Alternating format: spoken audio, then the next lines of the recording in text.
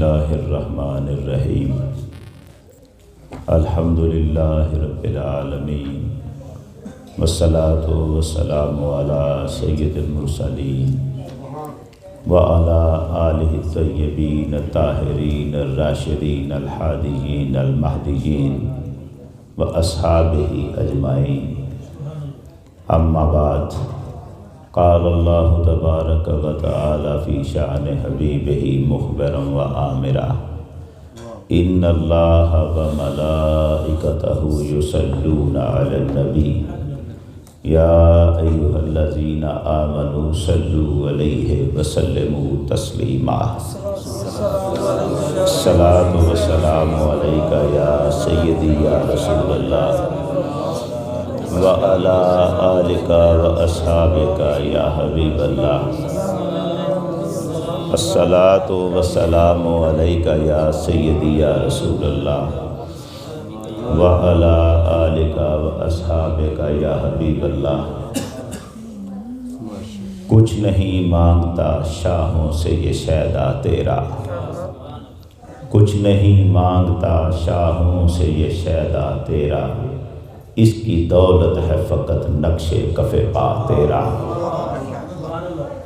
لوگ کہتے ہیں کہ سایہ تیرے پیکر کا نہ تھا لوگ کہتے ہیں کہ سایہ تیرے پیکر کا نہ تھا میں تو کہتا ہوں جہاں برپ ہے سایہ تیرا دستگیری میری تنہائی کی تو نے ہی تو کی میں تو مر جاتا اگر ساتھ نہ ہوتا تیرا پورے قد سے جو کھڑا ہوں تو یہ تیرا ہے کرم مجھ کو جھکنے نہیں دیتا ہے سہارا تیرا اور اعلیٰ حضرت فرماتے ہیں واہ کیا جود و کرم ہے شاہ فتح تیرا نہیں سنتا ہی نہیں مانگنے والا تیرا تیرے ٹکڑوں پہ پلے غیر کی ٹھوکر پہ نہ ڈال تیرے ٹکڑوں پہ پلے غیر کی ٹھوکر پہ نہ ڈال جھڑکیاں کھائیں کہاں چھوڑ کے صدقہ تیرا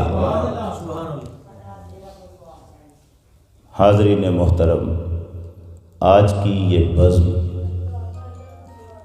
باقی محافل سے مجھے مختلف لگتی ہے ہر محفل ہی اللہ اور اس کے رسول کے ذکر سے ہی سجی ہوتی ہے لیکن سلطان باہو رحمۃ اللہ علیہ کی نسبت کچھ مجھے لگتا ہے کہ باقی ساری نسبتوں سے الگ ہے میں 8 سلسلوں میں بیعت ہوں یوں سمجھ لیں کہ 8 سلسلوں کی دستار خلافت بھی میرے پاس ہے لیکن بیعت نہ ہونے کے باوجود سلطان باہو کے در کا ادنا گدا بننا مجھے زیادہ پسند ہے میں نے سلطان باہو رحمۃ اللہ علیہ سے عشق کے گھونٹ پیے ہیں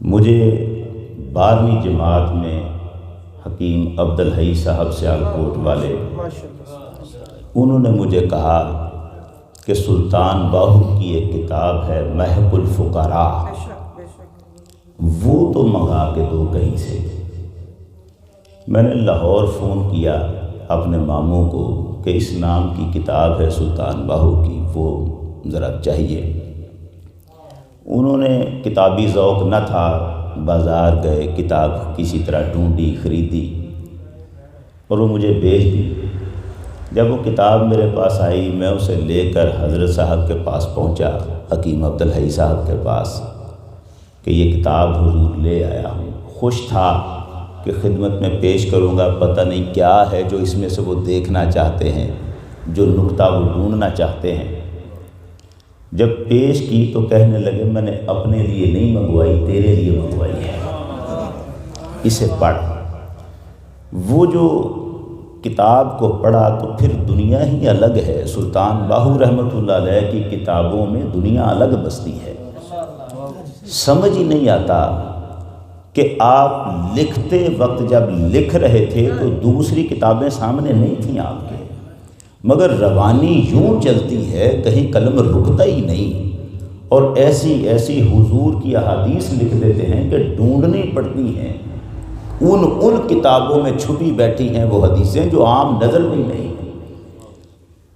بڑی زندہ کرامت و سلطان باہو رحمۃ اللہ علیہ کی ایک بڑی سادہ سی تھی کہ سلطان باہو کی کوئی کتاب بھی لے لے، اسے اول سے لے کے آخر تک پڑھ لیں، یوں نہ پڑھیں درمیان سے چھوڑ چھوڑ کر، کہیں سے دل کیا پڑھ لیا، نہیں، بلکہ اسے شروع سے پڑھنا شروع کریں اور اخیر تک پڑھیں۔ اب ممکن نہیں کہ کتاب ختم ہو اور سلطان باہو کی زیارت نصیب نہ ہو، یہ الگ ہی کرامت ہے، یہ الگ ہی انداز ہے سلطان باہو رحمۃ اللہ علیہ کا۔ اپنی کتاب پڑھنے والے پر نظر رکھ کے بیٹھتے ہیں، نظر رکھ کے۔ اور یہ تو کچھ اولیاء کا اور بھی ہم نے رنگ دیکھا نا، جو شاہ ولی اللہ محدث دہلوی نے اپنے والد کا لکھا تھا، جب وہ شاہ عبد الرحیم جو ان کے والد تھے اکبر آباد کی گلی میں شیخ سعدی کی ربائی پڑھتے جا رہے تھے، جز سر عشق ہر چے بدانی عمر ضائع است۔ جب اگر تو نے عشق کے راز کے علاوہ کچھ بھی سیکھا تو نے عمر ضائع کر دی۔ جز یاد دوست ہر چے کنی بطالت است، اور اگر تو نے دوست کی یاد کے سوا کوئی کام بھی کیا دنیا میں تو باطل کام ہی کیا۔ سادی بشوئی لوہ دل از نقش غیر حق، علم کے راہ حق نہ نمایت جہالت است۔ وہ کہتے ہیں، شیخ سعدی کہتے ہیں کہ سعدی اپنے دل کی تختی کو صاف کر دے، وہ علم جو تجھے رب کی درگاہ تک نہ پہنچائے علم نہیں ہے، جہالت ہے۔ اب یہ ربائی ہے جو وہ پڑھ رہے تھے، پڑھتے پڑھتے 3 مصرے پہلے پڑھے، چوتھا بھول گیا شاہ عبد الرحیم کو۔ چوتھا مصرع یہی کہ علم کے راہ حق نہ نمایت جہالت است، یہ مصرع بھول گیا۔ ابھی بار بار سوچ رہے تھے کہ وہ مصرع کیا تھا، مصرع کیا تھا، ذہن میں مصرع نہیں آتا، آواز آتی ہے قریب سے، قریب سے کوئی وہ مصرع پڑھ کے سنا دیتا ہے، علم کے راہ حق نہ نمایت جہالت است۔ وہ علم جو رب کی بارگاہ تک نہ پہنچائے وہ جہالت ہے۔ آنکھ اٹھا کے دیکھتے ہیں کون ہے جس نے چوتھا مصرع پڑھ دیا۔ دیکھا ایک بابا سامنے کھڑا ہے، شاہ عبد الرحیم نے پکار کے کہا کہ حضرت ذوق والے معلوم ہوتے ہیں، آپ کو بھی شعروں سے دلچسپی ہے، ذوق ہے۔ جیب سے پان نکالا جو وہ کھایا کرتے تھے، کہنے لگے بابا حضور یہ پان آپ کی نظر کرنا چاہتا ہوں۔ بابا جی کہنے لگے کیا مجھے مصرع بتانے کا شکریہ دینے لگا ہے، بدلہ دینے لگا ہے؟ عرض کیا حضور نہیں، بس یہ ہے کہ جو پاس ہے وہی خدمت میں پیش کرنے لگا ہوں۔ بابے نے کہا میں پان نہیں کھاتا، میں پان نہیں کھاتا، بس مجھے جانا ہے۔ وہ چلنے لگے تو شاہ عبد الرحیم نے کہا حضرت میں بھی ذرا ساتھ چل لوں، چند قدم ساتھ چل لوں۔ حضرت فرمانے لگے مجھے ذرا جلدی ہے، یہ کہا اور پاؤں اٹھایا۔ جب پاؤں اٹھایا ایک قدم تو شاہ عبد الرحیم کے پاس تھا اور دوسرا لمبی گلی کے آخری کنارے پر پاؤں تھا۔ عبد الرحیم نے پاؤں کا فاصلہ یوں دیکھا کہ ایک میرے پاس اور دوسرا گلی کے آخری کنارے پر، تو اس کا مطلب ہے یہ عام انسان زندہ نہیں، کوئی روح کامل ہے جو آئی ہوئی ہے۔ بڑھ کے آگے پوچھا حضرت نام تو بتا دیں، سال ثواب ہی کر دیا کروں گا۔ فرمانے لگے عبد الرحیم میں وہی شیخ سعدی ہوں جس کا چہر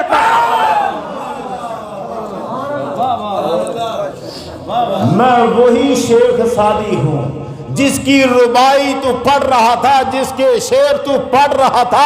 شیخ سعدی اور عبد الرحیم میں صدیوں کا فاصلہ ہے۔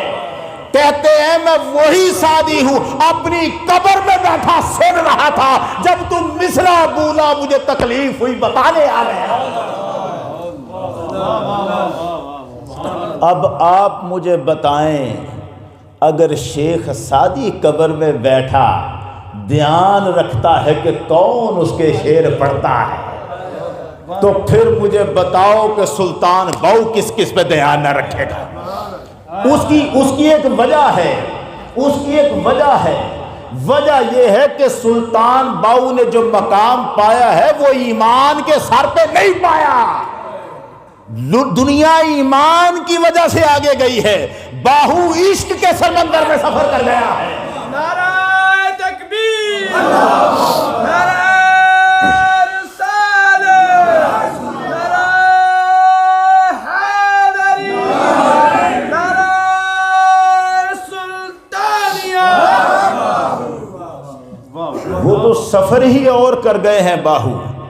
اس وقت جب ابھی ایمان اور عشق کے فلسفے سامنے ہی نہیں آئے تھے، وہ ساری دنیا جانتی ہے۔ بات حیرانگی کہ عیسائی آپ کے والد حضرت بازید محمد کے پاس آئے اور کہنے لگے حضرت مہربانی فرمائیں، آپ کے اس کے بچے کی وجہ سے ہم پر تو قیامت ٹوٹتی جا رہی، یہ بچہ جسے دیکھتا ہے وہ عیسائی رہتا ہی نہیں۔ حضرت کہنے لگے پھر اس میں میرے بچے کا کیا قصور ہے؟ عیسائی عرض کرنے لگے حضور قصور آپ کے بچے کا نہیں، اس دائی کا ہے جسے جب دل چاہتا ہے اسے لے کے باہر آ جاتی۔ اس کا مطلب کیا ہے؟ باہو ابھی خود قدموں پہ چل کے باہر بھی نہیں جاتا، ابھی دائی اٹھا کر لے کے جاتی ہے، اور اس حال میں باہو جسے نظر بھر کے دیکھ لے وہ اپنے مذہب پہ رہ نہیں سکتا۔ اس حال میں جسے نظر بھر، بڑی توجہ رکھنا، اس حال میں جسے نظر بھر کے دیکھ لے وہ غیر مسلم نہیں رہ سکتا، محمد کا کلمہ پڑھ لیتا ہے۔ جو دائی کی گود میں یہ کرشمے کرتا ہے، جب محمد عربی نے بیعت کیا تھا تب اس کے کرشموں کا عالم کیا ہوگا؟ ابھی تو دائی کی گود میں جسے نظر بھر کے دیکھتا ہے اس کا یہ حال ہے۔ تو جب سرکار نے جاگتے ہوئے مولا علی نے بازو سے پکڑ کے اپنے گھوڑے کے پیچھے بٹھایا اور لے کے حضور کی محفل میں گئے ہیں۔ یہ چھوٹے مقامات ہیں، یہ سودے ایمان کے نہیں ہیں، یہ عشق کے ہیں، اور یہ وجہ ہے کہ سلطان باہو عشق سے پیچھے دوسری بات سننے کو تیار نہیں۔ غوث کتب نے ارے ارے عاشق جان اگیرے ہو، وہ تو وہاں جاتے ہیں جس منزل نو عاشق پہنچن، غوث کتب نہ پاندے پھیرے ہو، وہ ساری باتیں پیچھے۔ اور یہ بڑا جب کہہ دیا ہے باہو نے، جس منزل نو عشق پچاوے ایمان خبر نہ کوئی، یہ عجب ہے۔ ایمان سلامت ہر کوئی منگے کہ عشق سلامت کوئی ہو، جس منزل نو عشق پچاوے ایمان خبر نہ کوئی ہو، منگن ایمان شرماون عشقوں، میرے دل نو غیرت ہوئی ہو، میرا عشق سلامت رکھی باہو، ایمانو دیا درائی ہو۔ باہو کہتا ہے، لوگ کہتے ہیں پروردگارہ دنیا سے جائیں تو ایمان کے ساتھ لے کے جانا، باہو کہتا ہے نا، میں جب تک جیوں تب بھی عشق میں جیوں، دنیا سے جاؤں تو عشق کے ساتھ جاؤں۔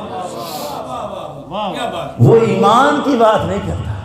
اب میں آپ کی خدمت میں یہ عرض کرنا چاہتا ہوں کہ یہ بات جو سلطان باہو نے کر دی ہے نا، بات تو کر دی ہے، بات اتنی چھوٹی نہیں ہے جتنی ہمیں لگ رہی ہے۔ ایمان کوئی دشمن چیز نہیں تھا جو عشق سے دشمنی کرتا تھا، ایسا نہیں تھا۔ ایمان تو اسی کشتی میں بیٹھنا چاہتا تھا جس میں عشق بیٹھا ہوا تھا، دونوں ایک منزل کے مسافر تھے، مگر باہو نے ایمان کو دور پیچھے دھکا دے دیا۔ اب تھوڑا سا اس کو دیکھیں، یہ جو ہے نا، جس منزل نو عشق پچھاوے ایمان خبر نہ کوئی ہو، ذرا اس منزل کو تو دیکھیں جس کو عشق پہنچا دیتا ہے۔ یہ بات حدیث ساری دنیا جانتی ہے کہ حضور نے حارثہ سے پوچھا تھا، کیف اصبحت یا حارثہ، حارثہ بتا تو صحیح آج صبح کس حال میں کی ہے؟ تو حارثہ نے عرض کیا تھا، اصبحت مؤمنا حقا، حضور ایک سچے مومن کی حالت میں صبح کے۔ مومن کون ہوتا ہے؟ جس کے پاس ایمان ہوتا ہے، ایمان والا۔ یہ نہیں کہا تھا سچے عاشق کی صبح کی ہے، لفظ پہ غور رہے، صحابی ہے، پوچھنے والا نبی ہے، جواب صحابی دے رہا۔ عرض کیا حضور سچے مومن کی حالت میں، اب سچا مومن ہونے کا دعویٰ یہ خود بہت بڑا دعویٰ تھا۔ یہاں تو کچھ لوگوں نے کہا تھا ہم مومن ہیں، آیت آ گئی تھی قالت الاعراب آمنا قل لم تؤمنوا، یہ عرابی کہتے ہیں ہم ایمان لے آئے، محمد ان سے کہہ دو تم ایمان نہیں لائے، ولیکن قولوا اسلمنا، بس اتنا کہو کہ ہم اسلام لے آئے ہیں، ولما يدخل الایمان فی قلوبکم، وہ ایمان تو بھی تمہارے دلوں کے اندر اترا ہی نہیں ہے۔ ایمان کا دعویٰ چھوٹا دعویٰ نہیں۔ اب حضور پوچھتے ہیں حارثہ کس حال میں صبح کی؟ عرض کیا اصبحت مؤمنا حقا، سچے مومن کی حالت میں۔ اس کا مطلب کم از کم یہ تو ہے نا کہ حارثہ کا ایمان پکا تھا، یہ تو نکل آیا ایمان میں کوئی کمی نہیں تھی۔ سرکار نے سوال کیا کیونکہ آقا جانتے تھے جب ایمان کچا ہو تو کیا ہوتا ہے، پک جائے تو کیا ہوتا ہے۔ وہی ترجمہ تو سلطان باہو نے پہلے شعر میں کیا تھا، الف اللہ چمبے دی بوٹی مرشد من وچ لائی ہوں، نفی اسبات دا پانی ملیا ہر لگے ہر جائی ہوں، کہ بوٹی اندر مشک مچھایا جہاں پھولن پر آئی ہوں، جگ جگ جیوے میرا مرشد باہو جائیں بوٹی لائی۔ اب وہ بوٹی جب پھولوں پہ آتی ہے تو اندر مشک مچاتی ہے، یہ سلطان باہو نے محمد عربی سے سیکھا تھا۔ اب سرکار پوچھ رہے تھے، جاننا چاہتے تھے حارثہ وہ اندر کی مشک بھی آئی؟ اگر ایمان پکا ہے تو وہ تو اندر خوشبو آنی چاہیے، بتا تیرے ایمان کی ان لکل شیء حقیقہ، ہر چیز کی ایک حقیقت ہوتی ہے، فما حقیقت و ایمانت، بتا ذرا تیرا ایمان اس کی حقیقت کیا ہے؟ جب تو کہتا سچا مومن ہوں اس کی حقیقت تو بتا۔ تو جو حقیقت حارثہ نے بتائی ہے وہ چھوٹی سی نہیں ہے، ذرا غور کریں حقیقت وہ کس چیز کی ہے؟ ایمان کی۔ حارثہ نے کیا کہا؟ یا رسول اللہ عزفت نفسی عن الدنیا، حضور میری حالت یہ ہو گئی ہے کہ دنیا میں دل ہی نہیں لگتا، عزفت نفسی عن الدنیا، اب میں دنیا سے الگ بیٹھتا ہوں، اب میں دنیا سے عشق جنہ دی ہڈی رچیا اور رہندے چپ چپاتے ہوں، وہ عشق والے تو ابھی دور ہیں، اور یہاں تو ایمان والا بھی دنیا میں نہیں بیٹھ رہا، وہ کہتے ہیں میں دنیا سے الگ رہتا ہوں۔ عزفت نفسی عن الدنیا، سرکار میں نے اپنے نفس کو اپنی جان کو دنیا سے الگ کر لیا۔ وَأَسْحَرْتُ اللَّيْلِ، حضور اب رات کو نیند نہیں آتی۔ وَأَظْمَأْتُ النَّهَارِ، اور آقا اب دل کو پیاس نہیں لگتی، اب دل کو پانی پینے کو جی نہیں کرتا، دن بھر پیاس چلتی رہے میں پانی نہیں پیتا، رات بھر نیند آئی بھی رہے میں سوتا نہیں۔ آپ سمجھے ہیں کیا کہہ رہے ہیں حارثہ؟ وہ کہتے ہیں میں دن کو پانی نہیں پیتا، جگر مانگتا بھی رہے نہیں دیتا پانی، رات نیند آئے بھی میں نہیں سوتا۔ یار یہ کیفیت ایمان کی ہے، یہ کیفیت ایمان کی ہے، ابھی عشق کی نہیں، یہ ایمان کی ہے۔ ایمان بستر پہ سونے نہیں دے رہا، ایمان کوئی چھوٹی شے ہے؟ میں نے کہا تھا ایمان اسی کشتی میں بیٹھا ہے جس میں عشق سوار ہے۔ اب ایمان وہی رنگ لے رہا ہے جو عشق کے رنگ ہے، مگر پھر بھی عشق پکڑا ہی نہیں دے گا، عشق پکڑا۔ ایمان کیا کہہ رہا ہے؟ وہ کہتے ہیں میں رات کو سوتا نہیں، دن کو پیتا نہیں، پیاسا رہتا ہوں۔ یا رسول اللہ اب میری حالت یوں ہو گئی ہے. اب جو حالت ہوئی ہے نا یہ سننے والی ہے. آپ جانتے ہیں حدیث پڑھی ہے. میں یہیں سے تو سلطان باؤ کی بارگاہ میں جانا چاہتا ہوں. کیا حالت ہو گئی ہے حضور؟ اب میری حالت یوں ہو گئی ہے کأنی انظر الی عرش ربی بارزاً. آقا یوں لگتا ہے جیسے پردے ہٹ گئے ہیں اور رب کا عرش مجھے صاف نظر آ رہا ہے. کیا نظر آ رہا ہے؟ نا لفظ پہ غور کرنا ہے آپ نے. یوں لگتا ہے کأنی انظر الی عرش ربی بارزاً. حدیث ابھی آگے ہے مگر میں یہاں رکوں. کأنی انظر الی عرش ربی بارزاً. یوں لگتا ہے جیسے پردے ہٹ گئے ہیں اور رب کا عرش مجھے صاف دکھائی دے رہا ہے. میں جملے پہ غور کرنا. کیا کہا؟ یوں لگتا ہے. کیا کہا؟ یوں لگتا ہے کہ میں عرش کو دیکھ رہا ہوں. بس یہی فرق ہے ایمان اور عشق میں.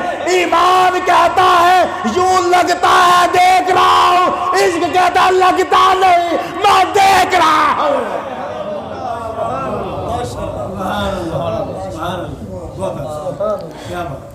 ایمان ابھی یہاں کھڑا ہے.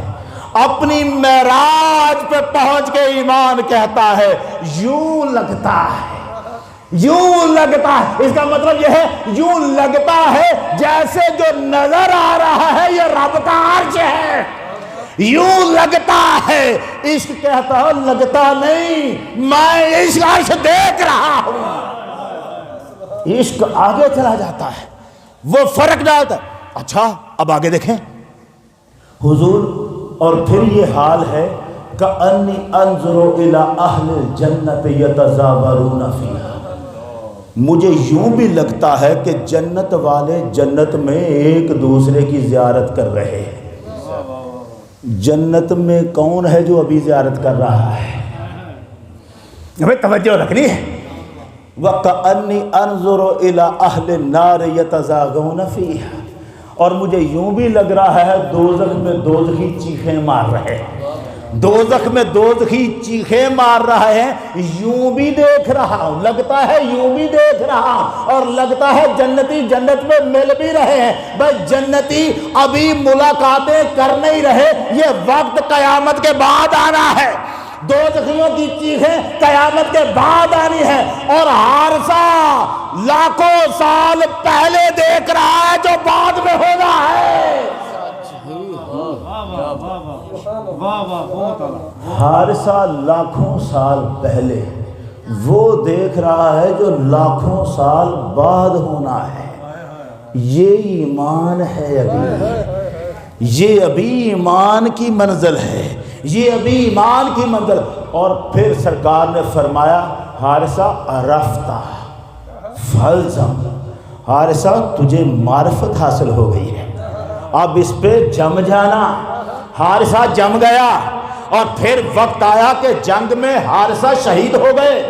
ماں پوچھنے آئی روتی ہوئی آئی حضور کے پاس.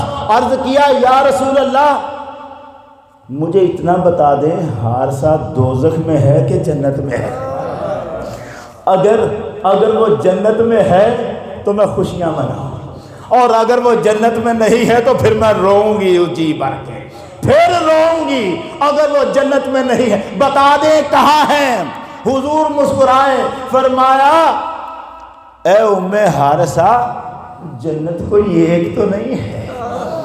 انہا لیس بجنت انہا جنان. وہ جنت ایک نہیں وہ تو کئی جنتیں ہیں. کئی جنتیں ہیں. اور تیرا حارثہ ساری جنتوں کے سب سے اوپر والی جنت میں پہنچا ہوا ہے. فی الفردوس الاعلی.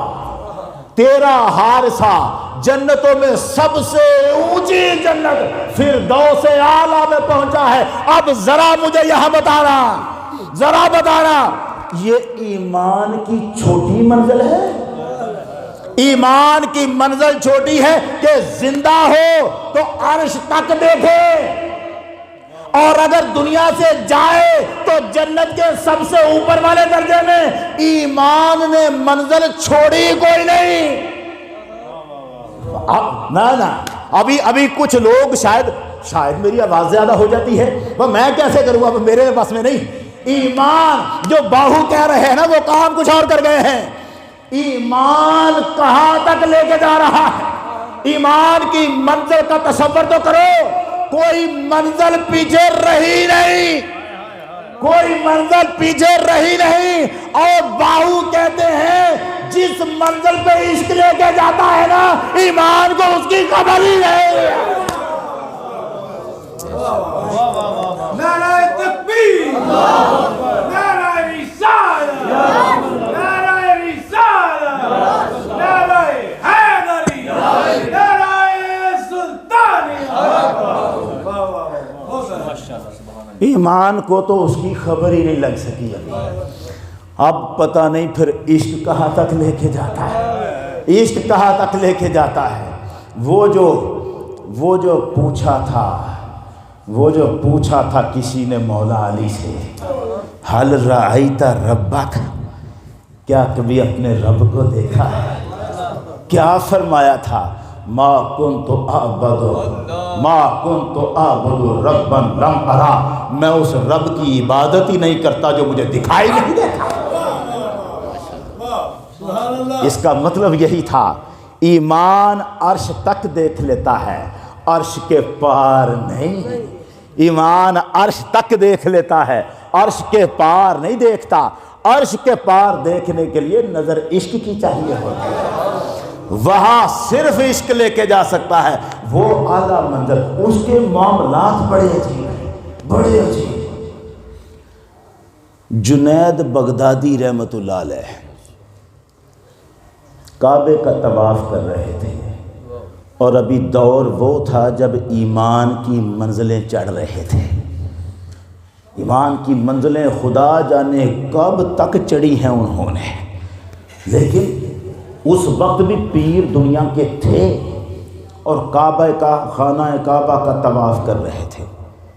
طواف میں ایک لڑکی پر نظر پڑی ہے، جوان سی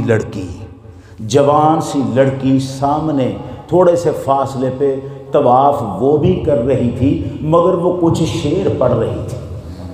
اب وہ جو لڑکی شعر پڑھ رہی تھی، ابِالْحُبُّ أَن يَكْفَى، شعر کمال کی پڑھ رہی تھی وہ لڑکی، ابِالْحُبُّ أَن يَكْفَى وَكَمْ قَدْ كَتَمْتُهُ، وہ کہتی ہے کہ میں نے بڑا ہی عرصہ اپنے دل کو محبت سے چھپائے رکھا کہ کہیں محبت میرے دل میں آ نہ جائے، لیکن ہوا کیا؟ فَأَصْبَحَ عِنْدِي قَدْ أَنَاخَ وَتَنَّبَا، وہ کہتی ہے پھر پتہ نہیں کیا ہوا، محبت جس سے میں بچاتی پھر رہی تھی اپنے دل کو، اس نے میرے دل میں تمبو گاڑ لیے ہیں آ کر۔ اب دیکھ پڑھ کہاں رہی ہے؟ کعبے کے طواف میں۔ وہ کہتی ہے میں نے تو محبت سے اپنا دل بچا کے رکھا تھا، مگر پتہ نہیں کیا ہوا، محبت نے میرے دل میں تمبو گاڑ دیے۔ اب اس تمبو گاڑنے کا آگے کیا نتیجہ ہوا؟ اذا اشتد شوقی، جب میرا شوق، میرا عشق بڑھ جاتا ہے، ہام قلبی بذکر ہی، محبوب کی یاد سے میرا سینہ پھٹ جاتا ہے، وَإِن رُمْتُ قُرْبًا مِّنْ حَبِيبِي تَقَرَّبًا، اور جب میں چاہتی ہوں کہ میرا محبوب میرے قریب آئے تو وہ میرے قریب آ جاتا ہے۔ بڑی توجہ رہے، میرے قریب آ جاتا ہے۔ یبدو فافنا، وہ مجھے اپنا جمال دکھاتا ہے، میری جان ہی نکل جاتی ہے۔ شعر کیسے ہیں؟ پڑھ کہاں رہی ہے؟ یبدو فافنا، وہ میرا محبوب مجھے اپنا جمال دکھاتا ہے، میری جان نکل جاتی ہے، ثم احیا بہ لہو، پھر وہ مجھے زندہ کرتا ہے، ویسعدنی حتی الذ واطنابا، وہ کہتی ہے پھر جب میرا محبوب مجھے زندہ کرتا ہے تو میں اس کے قرب کی لذتیں پا لیتی۔ جنید بغدادی نے دیکھا، تھے ولی، بغدادی ولی اللہ تھے، پہچان نہیں سکے لڑکی کے مقام کو، لگا کہ یہ کیسی لڑکی ہے، خانہ کعبہ کے گرد کھڑے ہو کر اپنے محبوب کو یاد کر رہی، خیال تھا کوئی مرد ہے محبوب اس کا، اور اس کی شان، یہ شعر جو پڑھ رہی ہے وہ لڑکی، یہ تو لگتے ہی نہیں نا اس کے حقیقی کے۔ انہوں نے دیکھا تو انہیں غصہ آیا، جنید بغدادی کو غصہ آیا۔ جنید بغدادی نے آواز، یا جاریہ، اے لڑکی، افی مثل ھذا المقام تتکلمین بمثل ھذا الکلام، ایسے اعلیٰ مقام پہ کھڑے ہو کر ایسی باتیں کر رہی ہے۔ آپ کو سمجھ آئی ہے بات کی؟ کتنی غیرت آئی جنید بغدادی کو۔ جنید بغدادی نے کہا اتنے اونچے مقام پہ ایسی باتیں کر رہی ہے۔ لڑکی نے پلٹ کے دیکھا، بغدادی لڑکی کو نہیں جانتے، لڑکی بغدادی کو جانتی ہے۔ لڑکی نے پلٹ کے دیکھا، اس نے، رات کا وقت تھا یہ، اچھا وقت رات کا تھا، طواف کعبے کا یا وہ لڑکی کر رہی تھی یا جنید بغدادی کر رہے تھے، یہ رات کا وقت تھا۔ اب لڑکی نے پلٹ کے جنید بغدادی کو دیکھا اور کہا، جنید، جس کی محبت نے تجھے سونے نہیں نہ دیا، اس کی محبت مجھے چپ نہیں رہنے دیا۔ یہ شعر تو میں اس کی محبت میں پڑھ رہی ہوں جس کی محبت نے تجھے سونے نہیں دیا، اور جس کے لیے تو یہاں آیا ہے میں بھی تو اس کے لیے آئی ہوں، میں بھی تو۔ یہ بات سنی جنید بغدادی نے، توجہ رکھنا، جنید بغدادی چھوٹا سا بندہ نہیں ہے، چھوٹا سا یہ پہلے یہ نہ بتا لوں یہ جنید بغدادی کتنا بڑا بندہ ہے، اگلی بات غش کھانے والی ہے، جو آگے بات ہے غش کھانے۔ سلطان باؤ رحمت اللہ علیہ کے پیر کا نام سید عبد الرحمن جیلانی ہے، ان کے پیر کا نام سید عبد الجلیل ہے، ان کے پیر کا نام سید عبد البقا ہے، ان کے پیر کا نام سید عبد الستار ہے، ان کے پیر کا نام سید عبد الفتاح ہے، ان کے پیر کا نام نجم الدین برہان پوری ہے، ان کے پیر کا نام محمد صادق یحییٰ ہے، ان کے پیر کا نام سید عبد الجبار ہے، ان کے پیر کا نام سید عبد الرزاق ہے، ان کے پیر کا نام سید عبد القادر جیلانی ہے۔ اور ان سید عبد القادر جیلانی کے پیر کا نام شیخ ابو سعید مبارک مخزومی ہے، اور ان کے پیر کا نام خواجہ ابو الحسن علی بن محمد قریشی ہے، اور ان کے پیر کا نام سید محمد یوسف ابو الفرا طرطوسی ہے، اور ان کے پیر کا نام عبد الواحد تمیمی ہے، اور ان کے پیر کا نام عبد العزیز بن حرس تمیمی ہے، اور ان کے پیر کا نام شیخ ابو بکر شبلی ہے، اور ان کے پیر کا نام جنید بغدادی ہے۔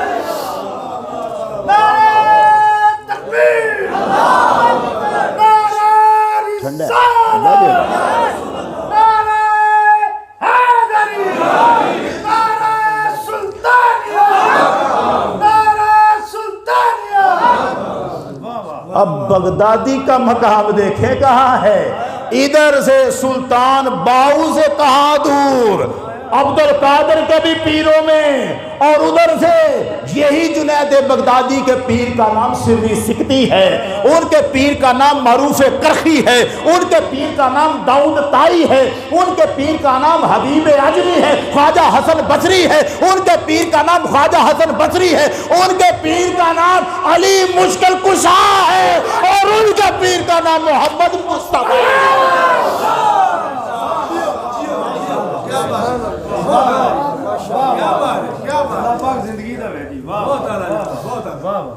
اتنی اونچی کھڑے ہیں جنید بغدادی، اور لڑکی بات کرتے ہوئے جب اتنی بات کہی، ابھی جنید کو حیرانگی ہوئی، یہ لڑکی کیسی بات کر رہی ہے۔ اب پتہ ہے کیسی بات تھی؟ لڑکی نے بات بڑی عجیب کر دی تھی نا، آپ ذرا پلٹ کے آئیں لڑکی کی بات پر واپس۔ اس نے کہا تھا لڑکی نے یبدو فافنا، میرا محبوب مجھے اپنا جمال دکھاتا ہے، میری جان نکل جاتی۔ اس کا مطلب ہے وہ جوان لڑکی محبوب کو دیکھتی تھی، اس کی نظر عرش کے پار جاتی تھی۔ بغدادی کی نظر ابھی عرش سے نیچے تھی، بغدادی ایمان کی منزل پہ تھے، لڑکی عشق کی منزل پہ تھی۔ جس منزل نو عشق پچاوے ایمان خبر نہ کائی ہو، ایمان کو خبر نہیں ہے۔ لڑکی عشق کی منزل پہ، اب لڑکی نے جب اتنا کہا نا، ابھی حیران ہی ہو رہے تھے، سننا توجہ سے بات کو، ابھی جنید بغدادی حیران ہو رہے تھے، لڑکی نے پلٹ کے ایک سوال اور کر دیا۔ لڑکی کہنے لگی یا جنید اتطوف بالبیت ام برب البیت، کیا آپ اس گھر کا طواف کرتے ہیں یا اس گھر کے رب کا طواف کرتے ہیں؟ ہائے ہائے، اتطوف بالبیت ام برب البیت، اتطوف بالبیت ام برب البیت، کیا آپ اس گھر کا طواف کرتے ہیں یا اس گھر کے رب کا طواف کرتے ہیں؟ بس سوال کمال ہے، سوال کمال ہے۔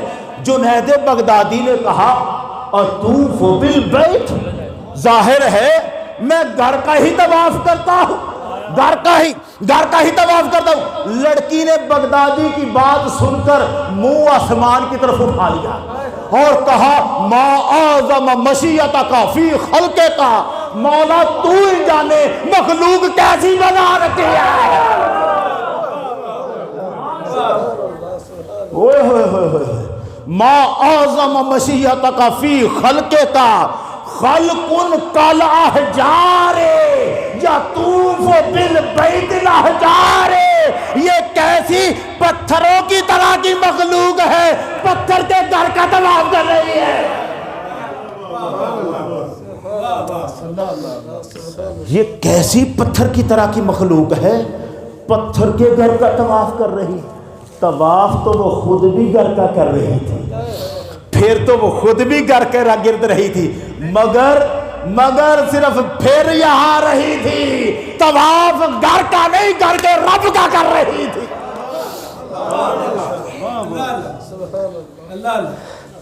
کعبے کے گرد چلے اور جنید بغدادی کی ہوائیاں اڑا دے، کہے بغدادی پتھروں کے گھر کا طواف۔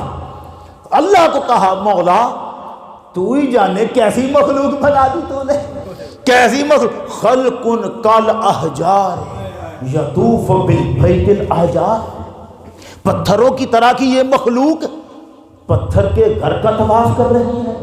بغدادی سننے کی بات تھی، بے ہوش ہو کے گر پڑے۔ جنید بغدادی یہ لڑکی کیا کر رہی ہے، اور میں ابھی تک، اس کا مطلب کیا تھا؟ اس کا مطلب تھا یہ بھی ممکن ہے کہ یہاں پھر کر رب کا طواف کیا جا سکتا ہے، یہ بھی ممکن ہے۔ بغدادی نے کہا اگر یہ ممکن ہے تو پھر میں کیوں نہیں کر سکا؟ بوڑھا ہو گیا، یہ نہ کر سکا، سوچ آئی، بے ہوش ہو کے گر پڑے، بے ہوش ہو کے گر پڑے۔ جب جاگ آئی تو لڑکی جا چکی تھی، لڑکی نظر نہیں آئی۔ لڑکی تو صرف اتنا بتانا چاہتی تھی جس منزل نو عشق پچاوے ایمان خبر نہ کوئی ہو، جس منزل پہ عشق لے کے جاتا ہے ایمان کی پر منزلیں نہیں ہے وہ۔ اب آپ اندازہ کریں جو اتنی دور تک ایمان لے کے جاتا تھا وہ پیچھے رہ گیا، عشق آگے نکل گیا۔ اور یہی ہوا ہے 6 صدی میں وقوع۔ 6 صدی میں ایک واقعہ ہوا، واقعہ آپ کو آتا ہے مگر میں اس میں سے بتانا چاہتا ہوں کہ وہاں سلطان بہو کہاں بولتا ہے. میں تو صرف اتنا بتانا چاہتا ہوں بڑی بڑی کتابیں ہم نے پڑھی ہیں، جو لکھنے کا انداز سلطان بہو رحمۃ اللہ علیہ کا ہے کسی اور کتاب میں کبھی نظر ہی نہیں آیا. میں نے تو کہا نا میں اندر سے سلطانی ہی بنا بیٹھا ہوں بغیر بیعت کے، اور اب سوچ رکھا ہے کہ جو اتنا کامل تھا اگر زندگی میں اس کے ہاتھ پر بیعت نہ کی تو سمجھو گا زندگی برباد کر کے جا رہا، زندگی برباد کر کے جا رہا. اگر ہمارے نقص اپنی جگہ اس کے کمالات میں اب شبہ نہیں رہا. جو یہ کہتا تھا نا میں شہباز کرا پرواتا وچ دریا کرم دے ہوں زبان تا میری کون برابر میں موڑا کم قلم دے ہوں اور استو تے افلاطو ورگے میرے اگے کیڑے کم دے ہوں حاتم جائے لکھ ہزاراں در بہوتے مغارے. نعرہ تکبیر، نعرہ رسالت، نعرہ حیدری، نعرہ سلطانیہ. چھٹی صدی اس کا مطلب ہے سرکار کے وصال کو 6 صدیاں گزر گئیں. حضور سید عالم کا وصال ہو چکا. عراق میں سے ایک بندہ پہنچا ہے حضور کے روضہ اقدس پر، اور زمانہ وہ ہے کہ ابھی عبد القادر جیلانی بھی موجود ہے، غوث اعظم اسی مجمع میں ہے. نام ہے اس کا احمد کبیر رفاعی، سید احمد کبیر رفاعی. حضور کی قبر انور کے پاس پہنچے. بات آپ نے سنی ہوئی ہے لیکن جو میں عرض کرنا چاہتا ہوں تھوڑی سی الگ ہے. احمد کبیر رفاعی سرکار کی قبر انور کے پاس پہنچے. ابھی سرکار کی قبر کے گرد جالی نہیں لگی ہوئی تھی، قبر کے گرد دیواریں نہیں بنی ہوئی تھیں. ابھی جو جاتا تھا سیدھا سرکار کی قبر کو دیکھ لیتا تھا. ابھی وہ وقت تھا کہ وہ سیدھا جا کے حضور کی قبر انور کی زیارت سے مشرف ہو جاتا تھا. گئے قبر انور کے پاس پہنچے اور اب وہاں جا کے آپ نے 2 شعر پڑھے. کس نے؟ رفاعی نے، سید احمد کبیر رفاعی. رفاعی تو یاد رہے گا نا. رفاعی نے 2 شعر پڑھے ہیں قبر انور کے پاس.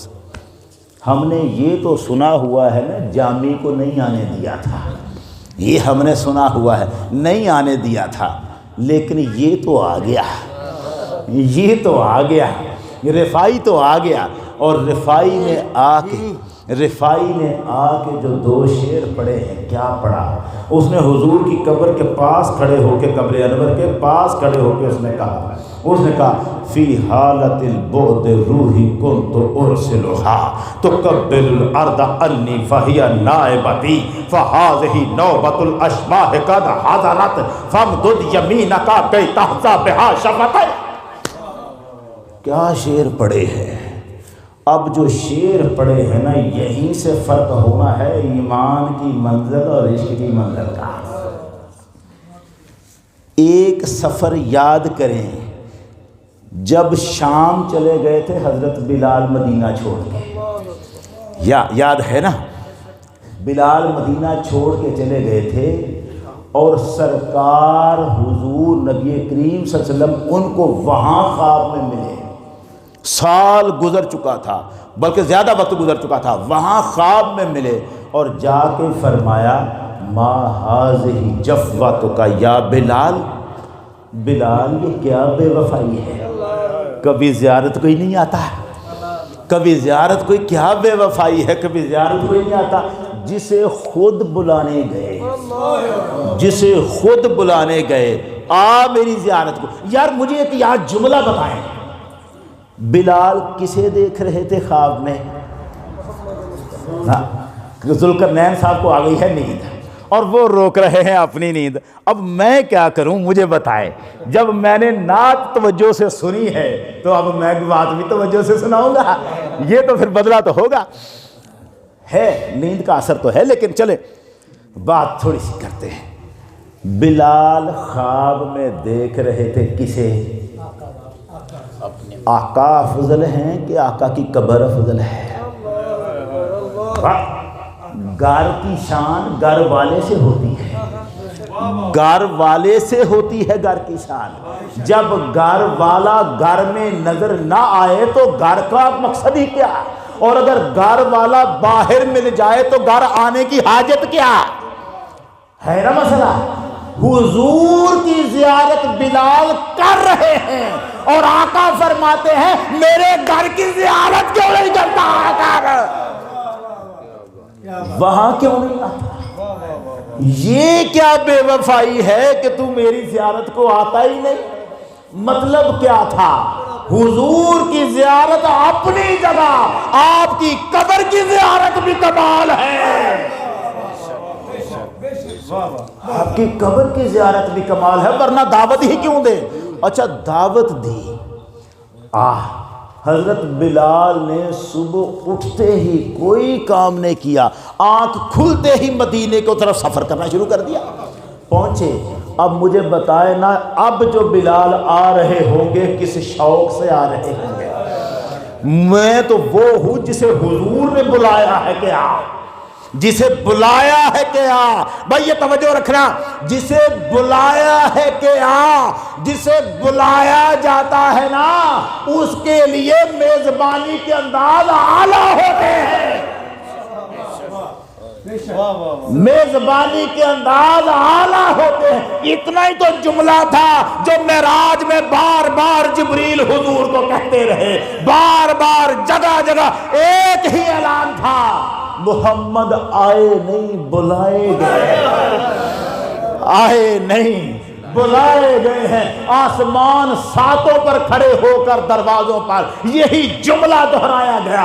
اگلا فرشتہ پوچھتا تھا یا جبریل, جب وہ بتا پوچھتا تھا کون ہے ادھر سے دروازہ کھٹکھٹانے والا, یہ کہتے تھے میں جبریل ہوں. وہ کہتا تھا من معاک, تیرے ساتھ کون ہے؟ بھئی جبریل کتنے پھیرے گیا ہے لوگوں کو لے کے کہ وہ تصدیقیں کرتے پھرے, کبھی گیا ہی. یہ تو بنتا ہی نہیں تیرے ساتھ. یوں کہہ سکتا تھا نا فرشتہ اکیلے ہی ہو کہ کوئی ساتھ بھی ہے, یہ بھی تو کہہ سکتا تھا نا اکیلے ہی ہو کہ کوئی ساتھ بھی ہے. یہ نہیں کہا, کہا تیرے ساتھ کون ہے. اس کا مطلب ہے یہ اسے پتا تھا کہ آج جبریل اکیلا نہیں, پتا تھا, پتا. اس نے کہا میرے ساتھ محمد ہے صلی اللہ علیہ وسلم. فرشتے کو پتا تھا محمد کون ہے, پتا تھا, لیکن اس نے سوال کر دیا قد ارسلت الیہ, کیا انہیں بلایا گیا؟ کیا انہیں بلایا گیا؟ کیا انہیں بلایا گیا؟ یہ سوال کیا تھا بھئی؟ تیرا یہ پوچھنا بنتا ہے. جبریل فرشتوں کا سردار ہے, وہ دروازہ کھٹکھٹائے, تیرا فرض تھا کھول.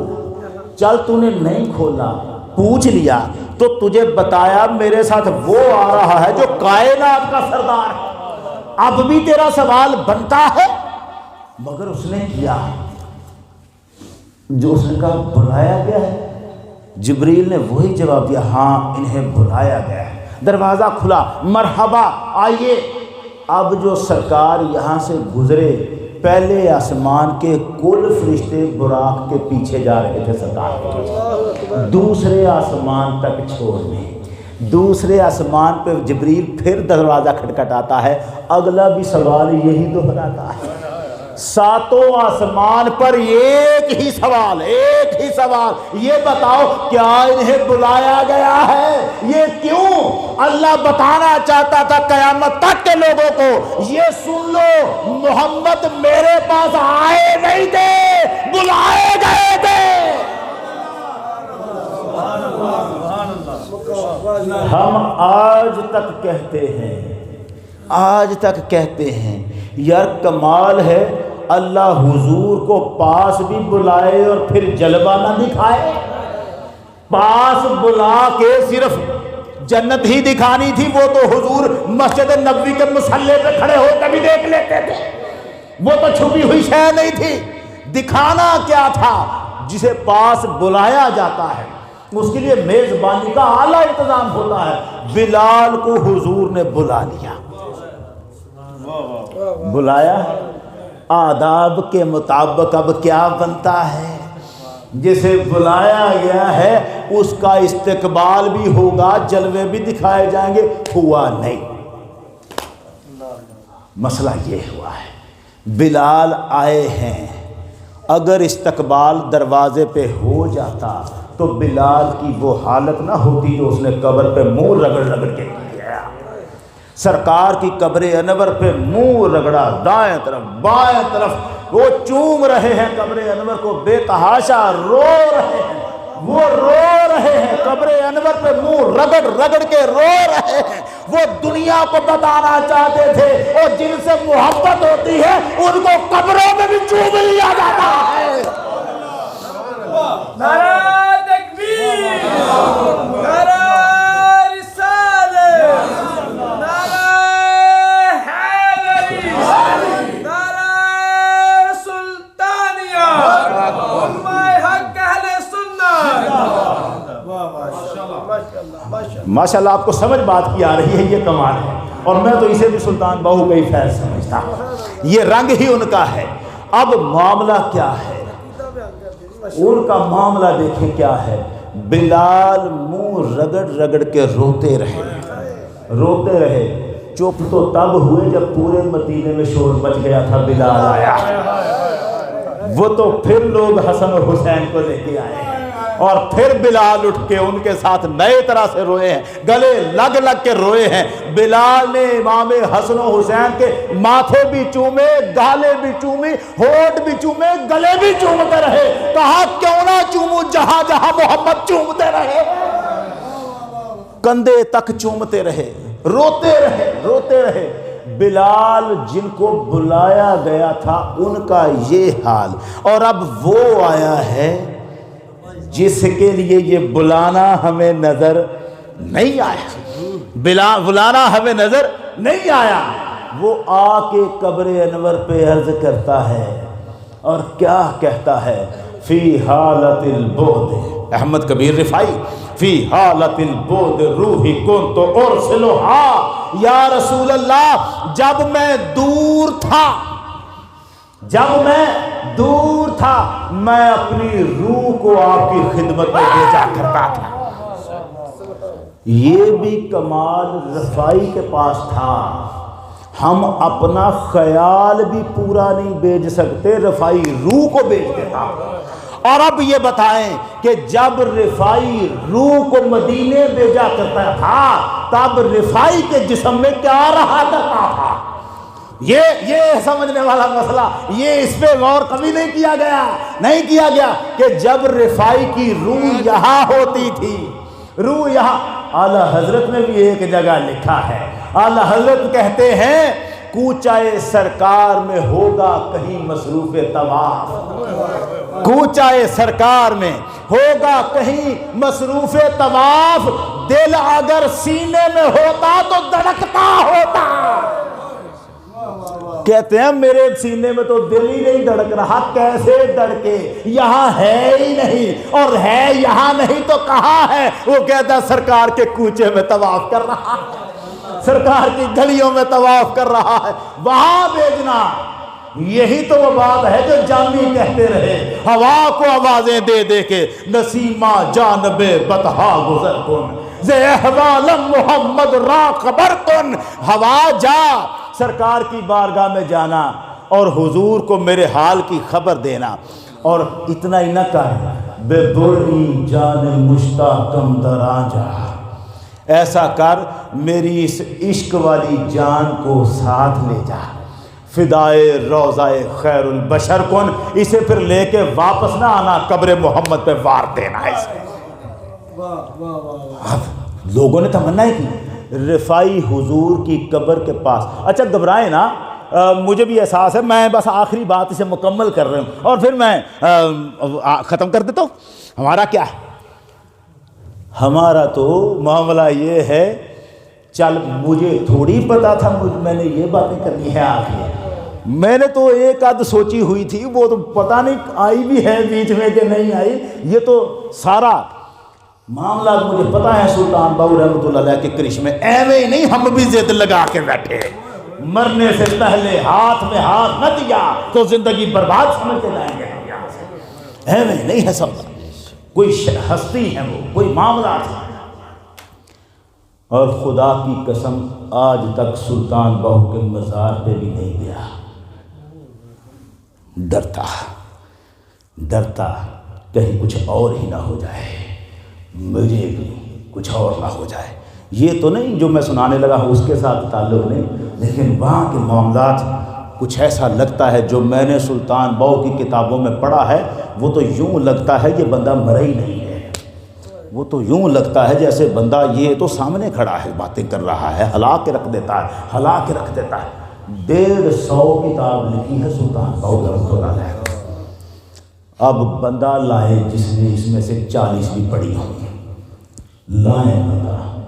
وہ ایک کلام ہی سلطان باہو کا پڑھ کے لوگ تھک گئے, وہی پڑھ کے وہابی مر گئے کہ یہ کیا لکھ دیا ہے. سنیوں کے کلیجے آج تک اس سے ٹھر رہے ہیں, مگر وہ جو کتابیں ہیں ان کے تو نام تک بندے کو ہلا کے رکھ دیتے ہیں. یہ جو کتاب تھی مہک الفقراء, اس کا مطلب دنیا کو کئیوں کو نہیں آتا. مہک کا جو لفظ ہم جانتے ہیں نا, اس کا معنی ہے خوشبو. یہ لفظ نہیں لکھا سلطان باہو نے, ہے دوسری ہے, حکے والی. مہک الفقراء اس کا مطلب ہے وہ پیمانہ جس پہ رکھ کے فقیروں کا پرکھا جائے. یہ ہے کتاب جو پیمانہ بن گئی ہے کہ کون فقیر ہے کون نہیں. ہائے ہائے ہائے, کتابوں کے ناموں میں نام میں دنیا لکھ دی ہے. کتاب کا نام رکھا ہے تیغ برہنہ, ننگی تلوار جو دشمن کو کافر کو کاٹ کے رکھ دے, عشق کے منکر کو کاٹ کے رکھ دے. تیغ برہنہ, عقل بیدار, جاگتی عقل, سوئی عقل نہیں ہے, عقل بیدار نام رکھا ہوا ہے کتاب. تلمیذ الرحمن, رحمان کا شاگرد, کتاب کا نام ہے تلمیذ الرحمن, رحمان کا شاگرد. یار ان کی تو کتابوں کے نام سن کے بندہ بجٹ میں آ جاتا ہے. ایسا کمال, ایسا. اب دیکھیں بندہ وہاں کھڑا کیا کر رہا ہے, قبر انور پہ, سرکار دو عالم کی قبر انور کے پاس وہاں کھڑا ہو کے رفاعی کہتے ہیں حضور جب میں دور تھا فی حالت البعد روحی کنت ارسلھا, جب میں دور تھا میں اپنی روح کو آپ کی خدمت میں بھیجا کرتا تھا. تو قبل الارض انی وہی نائبتی, حضور میری روح میری نائب بن کر آپ کی قبر کی مٹی کو چوما کرتی تھی. توجہ رکھنا, اگلا شعر اور ہے حضور فہذہ نوبت الاشباح قد حضرت. آقا وہ روح تھی قبر چوم کے چلی جاتی تھی, آج آیا ہوں جسم کے ساتھ. وہ روح تھی, وہ روح تھی. اور یہ بات جو سنا رہا ہوں نا پکی, کچی نہیں سنا رہا. علامہ جلال الدین سیوطی نے لکھی, کل دیوبندی علماء بھی مانے اس بات کو. کیا کہہ دیا انہوں نے کہا حضور پہلے روح کو بھیجا کرتا تھا, وہ میری نائب بن کر آپ کی قبر کی مٹی کو چوما کرتی تھی. فَهَذِهِ نَوْحَةُ الْأَشْبَاحِ قَدْ حَضَرَتْ. آقا آج باری ہے جسم کی, آج مطالبے اور ہیں. فَمْدُدْ يَمِينَكَ كَيْ تَحْظَ بِهَا شَفَتِي. حضور آج مطالبہ یہ ہے اپنی قبر سے ہاتھ باہر نکالے, میں نے چومنا ہے اسے. نعرہ تکبیر, نعرہ رسالت, نعرہ حیدری.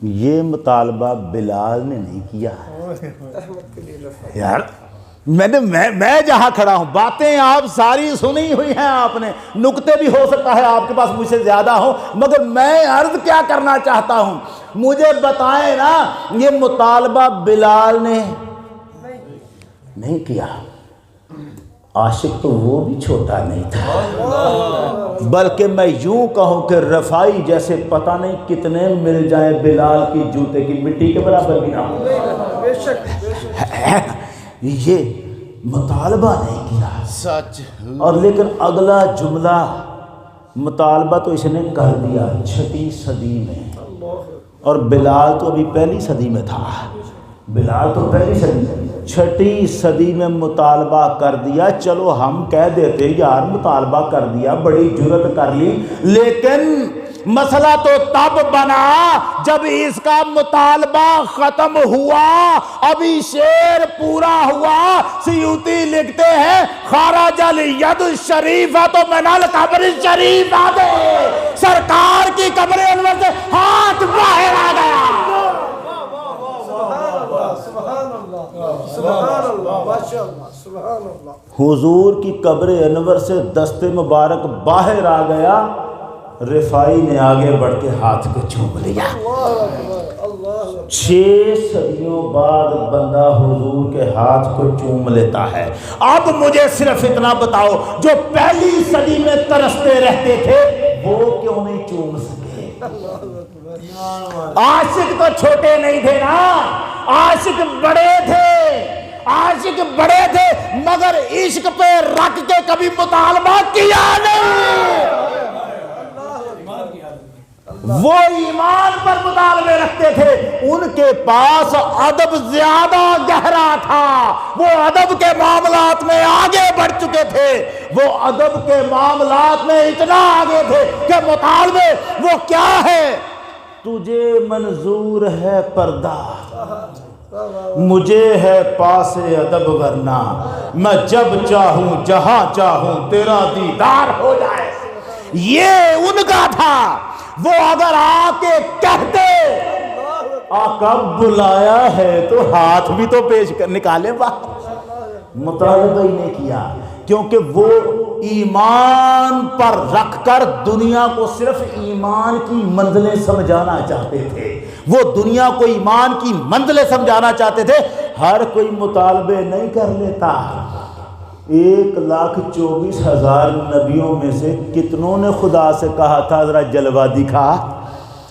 ایک موسیٰ علیہ السلام ہے۔ ہر کوئی مطالبہ نہیں کر لیتا، لوگوں کے انداز اور ہیں، ایمان کی منزل پہ ادب پیرا بنا دیتا ہے، وہاں نہیں مطالبے ہوتے، وہاں رک کے چپ کر کے صرف منہ ہی رگڑنا پڑتا ہے قبر انور پہ۔ اور رفائی وہ مطالبہ کرتے ہیں عشق پہ رکھتے اور بتانا چاہتے ہیں لوگوں جس منزل نو عشق بچاوے ایمان خبر نہ کائی ہو، عشق کی منزلیں اور ہیں، ایمان کی منزلیں اور ہیں۔ اقبال جب آیا نا اپنے زمانے میں، اس نے دیکھا کہ سلطان باؤ نے یہ کہا ہے، اس نے کہا اب سلطان باؤ کی ان باتوں کو تو وہی مانیں گے نا جو سلطان باؤ کو ولی مانیں گے، سارے تو نہیں مانیں گے، میں رنگ بدل کے بات وہی کر دیتا تاکہ اسے وہ بھی مانیں جو باہو کو نہیں مانتے، جو باہو کو نہیں مان۔ اس نے ایمان کا نام علم رکھا اور عقل رکھا۔ علامہ اقبال نے عقل گو آستاں سے دور نہیں، عقل گو آستاں سے دور نہیں، اس کی قسمت میں مگر حضور نہیں، اس نے کہا یہ پیچھے رہ جاتی ہے، علم کی حد سے پرے۔ اقبال کہہ رہا ہے علم ہی دنیا کو سمجھا رہا ہے، علم کی حد سے پرے بندہ مومن کے لیے لذت شوق بھی ہے، نعمت دیدار بھی ہے۔ وہ علم کی حد سے پرے ہے۔ اقبال نے کہا جسے باہو عشق کہتا تھا، باہو کہتے تھے ایمان جسے باہو کہتے تھے، میں کہتا ہوں وہی عقل ہے، وہی علم ہے، اور وہ پیچھے ہیں۔ عشق کی منزلیں آگے ہی آگے، جس منزل نو عشق پچھاوے، ایمان خبر نہ کائی ہو، منگن ایمان شرماون عشقوں، میرے دل نو غیرت ہوئی ہو، میرا عشق سلامت رکھی باہو، ایمانوں دیاں دھروئی ہو۔ اللہ تعالی ہم سب کے ایمان بھی سلامت رکھے اور ہمیں عشق کا وہ جام بھی پلائے، اس جام کا ایک گھونٹ ہی پلا دے جو باہو کو مولا نے پلا دیا تھا۔ باہو کا فیض زندہ باد قیامت تک جاری و ساری رہے۔ وآخر دعوانا ان الحمدللہ رب العالمین۔